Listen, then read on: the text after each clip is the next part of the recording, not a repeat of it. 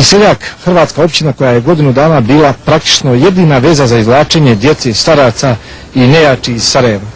Mjesecima je i sva hrana u blokirano Sarajevo ulazila upravo preko Kiseljaka. Kiseljak su zbog toga zvali i ustima Sarajeva i Tuzli.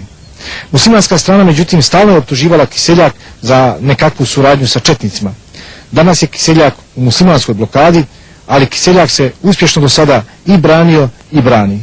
I danas je čuje sporadična pucnjava sa crta razgraničenja muslimanskih i hrvatskih postrojbi između Kiseljaka i Visokog. A posljedice nedavnih sukoba su vidljive evo i ovdje.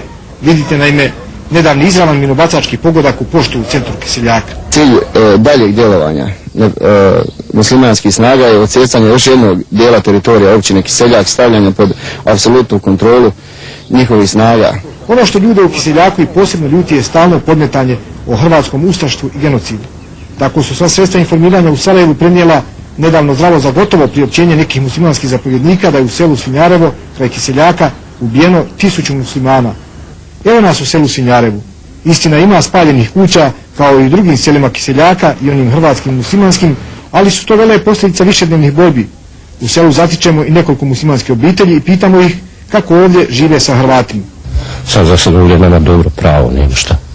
Fino nam je sad ovdje, niko nas ne dira, niko nas ne ometa. Koliko je u Svinjarevu bilo mrtvi? Ja mislim okolo 7 komada. Vraćamo se ponovo u Kiseljak.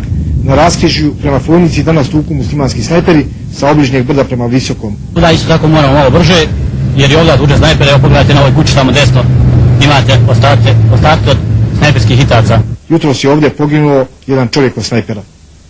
U samom Kiseljaku život na prvi pogled je sasvim normalan. Trguje se naravno samo za hrvatske dinare i prirodno za marke.